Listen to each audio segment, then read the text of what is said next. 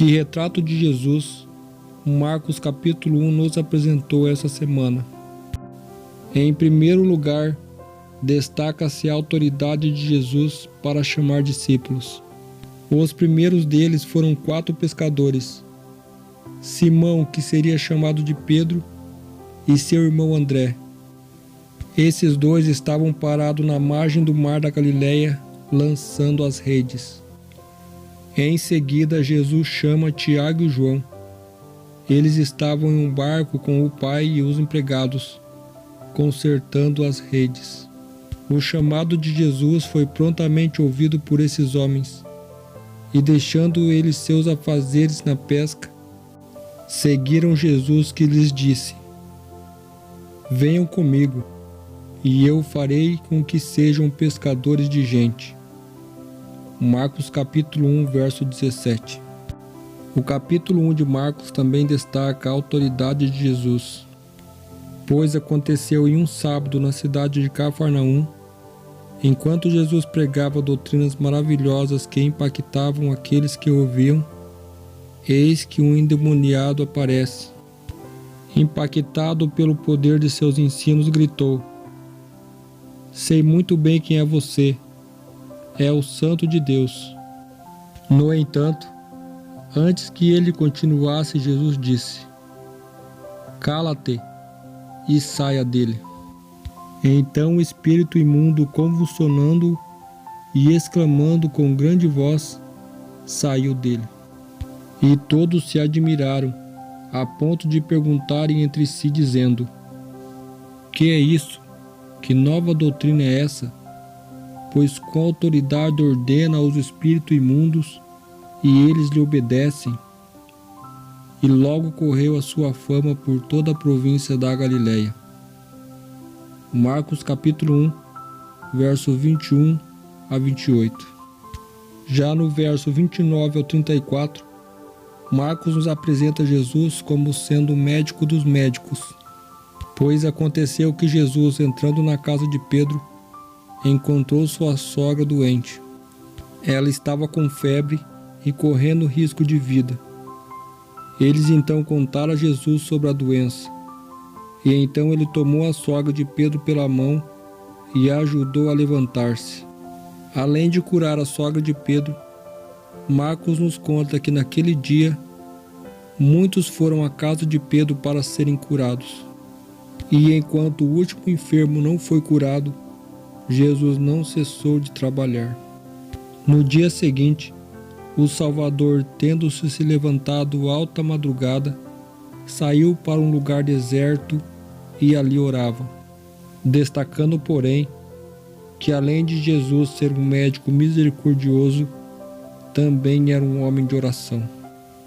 Os versos 35 ao 39 nos mostra que a oração era um elemento chave na experiência humana de Jesus e uma prioridade em seu ministério. Quando não estava curando, retirava-se para um lugar mais tranquilo e ali passava horas e horas conversando com o Pai.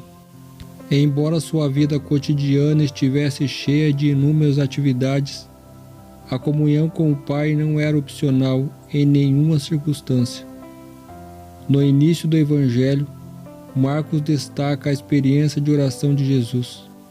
Ele também observava a experiência de oração de Jesus enquanto enfrentou espíritos demoníacos durante seu ministério e nos dias finais da sua obra na terra.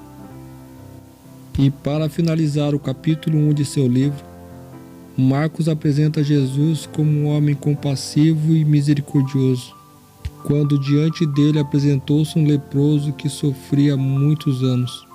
Por ocasião de sua lepra, tornou-se esse homem miserável e desprezado. A sociedade o ignorava, não vivia, apenas suportava. A morte seria um alívio para suas dores. Todo aspecto psicológico de seus pensamentos ficavam esmagados pela solidão. Imagina a saudade da sua família e dos amigos, além da vergonha e humilhação que este homem sofria. Mas o seu sofrimento durou até no dia que ouviu falar de Jesus. Ao ouvir as palavras de vida do Mestre, o coração do leproso se encheu-se de uma grande esperança. E aproximando-se, rogando-lhe e pondo-se de joelho diante dele, dizia: Se queres, bem podes limpar-me. E Jesus, movido de grande compaixão, estendeu a mão e tocou e disse-lhe: Eu quero, fique limpo. E tendo ele dito isto, logo a lepra desapareceu e o homem ficou limpo. Marcos capítulo 1, verso 40 ao 45. Nosso Senhor desenvolveu um ministério bastante atarefado, indo de um lugar para outro, quase constantemente em contato com muitas pessoas. Por meio da oração, ele manteve calma e constância em relação às pessoas e ao seu próprio ministério. A vida do Salvador na terra não foi de comodidade e dedicação aos seus próprios interesses. Pelo contrário, ele atuava com persistência e fervoroso esforço para a salvação da humanidade perdida. Da manjedoura até o Calvário, ele trilhou o caminho da abnegação, enfrentando tarefas árduas, viagens cansativas e exaustivas preocupações. Assim também os participantes da graça de Cristo estarão prontos para fazer qualquer sacrifício, para que outros, por quem ele morreu, possam receber esse dom celestial. Eles farão tudo o que puderem para transformar o mundo num lugar melhor, para que nele todos possam viver. Que Deus os abençoe e até a próxima.